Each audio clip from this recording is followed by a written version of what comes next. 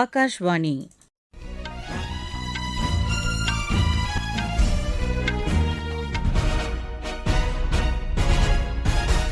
செய்திகள் வாசிப்பவர் ஜமீர் அக்தர். தலைப்புச் செய்திகள்.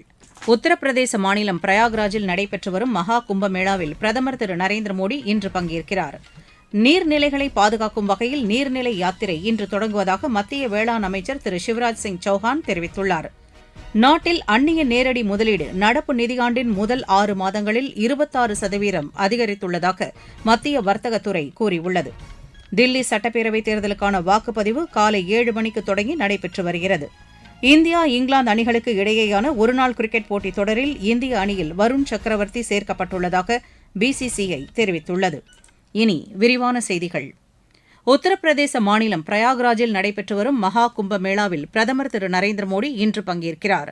உலகின் மிகப்பெரிய ஆன்மீக திருவிழாவாக கருதப்படும் மகா கும்பமேளாவையொட்டி திரிவேணி சங்கமத்தில் பிரதமர் புனித நீராடி வழிபாடு செய்யவுள்ளார். பிரயாக்ராஜில் குழுமியுள்ள சாதுக்கள் மற்றும் துறவிகளையும் அவர் சந்திக்கவுள்ளார்.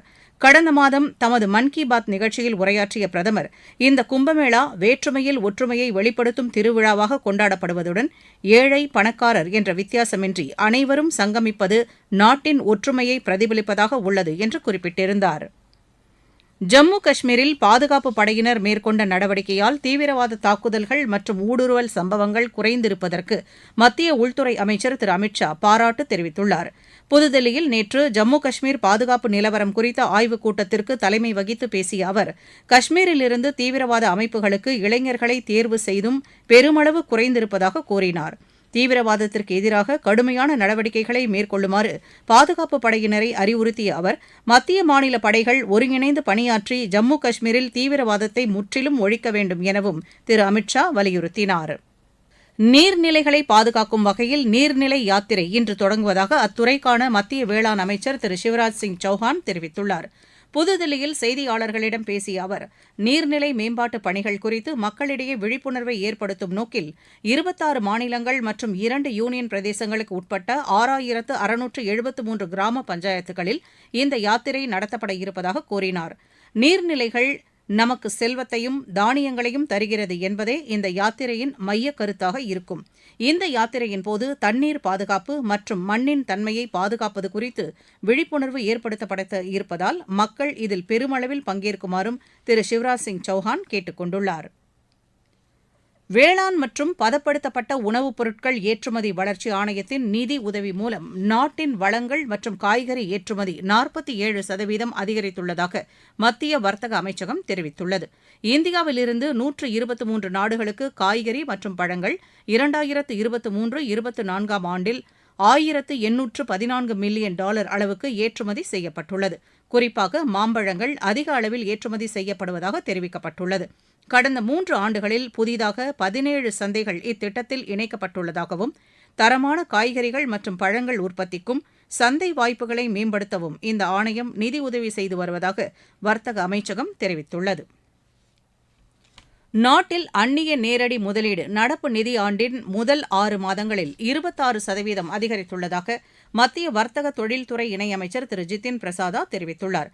மக்களவையில் கேள்வி ஒன்றுக்கு பதிலளித்த அவர், ரிசர்வ் வங்கியின் மதிப்பீடுகளின்படி கடந்த செப்டம்பர் மாத இறுதி வரை அந்நிய நேரடி முதலீடு $42.1 பில்லியன் அளவுக்கு கிடைக்கப் பெற்றுள்ளதாக கூறியுள்ளார். இது அதற்கு முந்தைய ஆண்டின் இதே காலகட்டத்தை விட அதிகம் என்றும் திரு ஜிதின் பிரசாதா தெரிவித்துள்ளார். தமிழக ரயில் திட்டங்களுக்கு மத்திய பட்ஜெட்டில் 6626 கோடி ரூபாய் ஒதுக்கியிருப்பதன் மூலம் மாநிலத்தில் ரயில்வே கட்டமைப்பு வசதிகள் உத்வேகம் பெறும் என தகவல் ஒலிபரப்புத்துறை இணையமைச்சர் திரு எல் முருகன் தெரிவித்துள்ளார். இது தொடர்பாக அவர் வெளியிட்டுள்ள சமூக வலைதள பதிவில், இதுவரை இல்லாத வகையில் தமிழகத்திற்கு அதிக நிதி ஒதுக்கீடு செய்ததற்காக பிரதமர் திரு நரேந்திர மோடி மற்றும் நிதியமைச்சர் திருமதி நிர்மலா சீதாராமனுக்கு நன்றி தெரிவித்துக் கொள்வதாக குறிப்பிட்டுள்ளார்.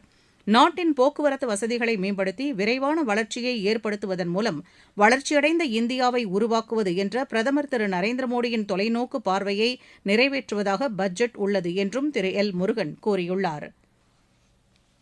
வடகிழக்கு மாநிலங்களில் வர்த்தகம் மற்றும் முதலீடு குறித்த பிரச்சாரத்தை வடகிழக்கு பிராந்திய மேம்பாட்டுத்துறை அமைச்சர் திரு ஜோதிர் ஆதித்ய சிந்தியா சென்னையில் இன்று தொடங்கி வைக்கிறார். இந்த நிகழ்ச்சியின் போது வேளாண் மற்றும் உணவு பதப்படுத்துதல், தகவல் தொழில்நுட்பம், பொழுதுபோக்கு, விளையாட்டு, எரிசக்தி, சுற்றுலா, மருத்துவம், கைத்தறி மற்றும் கைவினைப் பொருட்கள் உள்ளிட்ட துறைகளில் வடகிழக்கு மாநிலங்களில் உள்ள முதலீட்டு வாய்ப்புகள் குறித்து தமிழக முதலீட்டாளர்களுக்கு எடுத்துரைக்கப்பட உள்ளது. முதலீட்டாளர்கள் வடகிழக்கு மாநில அதிகாரிகளுடன் நேரடி பேச்சுவார்த்தை நடத்துவதற்கும் ஏற்பாடு செய்யப்பட்டுள்ளது. நீங்கள் கேட்டுக்கொண்டிருப்பது ஆகாஷவாணியின் செய்தி அறிக்கை. மத்திய பட்ஜெட்டின் சிறப்பு அம்சங்கள். தனிநபர் வருமான வரி விலக்கிற்கான உச்சவரம்பு 12 லட்சம் ரூபாயாக உயர்வு. 36 வகை உயிர்காக்கும் மருந்துகளுக்கு சுங்க வரியிலிருந்து விலக்கு. மாவட்டந்தோறும் அரசு மருத்துவமனைகளில் புற்றுநோய் சிகிச்சை பராமரிப்பு மையங்கள். லித்தியம் பேட்டரிக்கான சுங்க வரி ரத்து. நாடு முழுவதும் 50,000 பள்ளிகளில் அடல் ஆய்வகங்கள். குழாய் மூலம் குடிநீர் இணைப்பு வழங்கும் திட்டம் மேலும் 3 ஆண்டுகளுக்கு நீட்டிப்பு.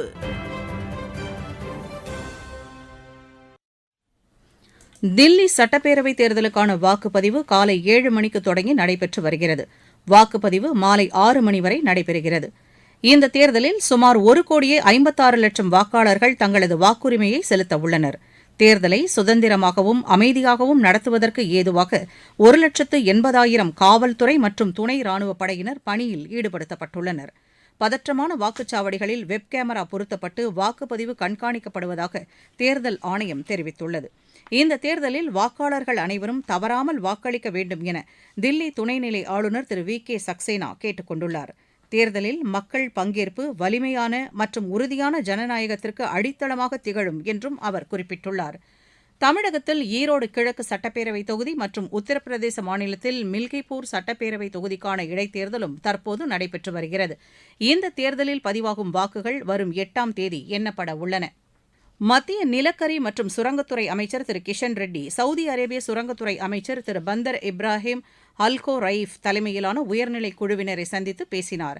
புதுதில்லியில் நேற்று நடைபெற்ற இந்த சந்திப்பின்போது இருதரப்பு ஒத்துழைப்புகளை வலுப்படுத்துவதுடன் சுரங்கத்துறையில் புதிய முதலீடு மற்றும் தொழில்நுட்ப ஒத்துழைப்புக்கான வாய்ப்புகள் குறித்து விரிவாக விவாதிக்கப்பட்டது. தூய்மை எரிசக்தி தொழில்நுட்பத்திற்கு உதவிடும் வகையில் கனிம வளங்களை பிரித்தெடுப்பதில் கூட்டு முயற்சிகளை மேற்கொள்வது குறித்தும் விவாதிக்கப்பட்டதாக தெரிவிக்கப்பட்டுள்ளது. ரிசர்வ் வங்கியின் நிதிக் கொள்கை குழுவின் 3 நாள் கூட்டம் மும்பையில் இன்று தொடங்குகிறது. ரிசர்வ் வங்கி ஆளுநர் திரு சஞ்சய் மல்ஹோத்ரா தலைமையில் நடைபெறும் இந்த கூட்டத்தில் வட்டி விகித மாற்றங்கள் குறித்து விவாதிக்கப்பட உள்ளது. திரு மல்ஹோத்ரா ரிசர்வ் வங்கி ஆளுநராக பதவியேற்ற பின் நடைபெறும் முதல் கூட்டம் இது என்பது குறிப்பிடத்தக்கது. தமிழக அரசு பணியாளர்களுக்கான ஓய்வூதிய முறை குறித்து ஆய்வு செய்து அரசுக்கு பரிந்துரை அளிக்க ஊரக வளர்ச்சித்துறை கூடுதல் தலைமை செயலாளர் திரு ககன்தீப் சிங் பேடி தலைமையில் புதிய குழு ஒன்றை தமிழக அரசு அமைத்துள்ளது. சென்னை பொருளாதார பள்ளியின் முன்னாள் இயக்குநர் திரு கே.ஆர். சண்முகம் இக்குழுவின் உறுப்பினராகவும் மாநில அரசின் நிதித்துறை துணைச் செயலர் திரு பிரதீக் தாயல் குழுவின் உறுப்பினர் செயலராக இருப்பார் என்றும் அரசின் செய்திக்குறிப்பு தெரிவிக்கிறது. இந்த குழு பழைய ஓய்வூதிய திட்டம், பங்களிப்பு ஓய்வூதிய திட்டம், ஒருங்கிணைந்த ஓய்வூதிய திட்டம் ஆகிய 3 திட்டங்களையும் விரிவாக ஆய்வு செய்து அறிக்கை மற்றும் பரிந்துரைகளை 9 மாதங்களில் சமர்ப்பிக்க வேண்டும் என்று அறிவுறுத்தப்பட்டுள்ளது. ஆகாஷ்வாணி செய்திப் பிரிவில் செய்தி வாசிப்பாளராக பணியாற்றிய R.S. வெங்கட்ராமன் நேற்று சென்னையில் காலமானார். அவருக்கு வயது 102. 1947ஆம் ஆண்டு நாடு சுதந்திரம் பெற்ற செய்தியை வாசித்த சிறப்புக்குரியவரான வெங்கட்ராமன் 50 ஆண்டுகளுக்கும் மேலாக ஆகாஷ்வாணி செய்திப் பிரிவில் பணியாற்றியுள்ளார்.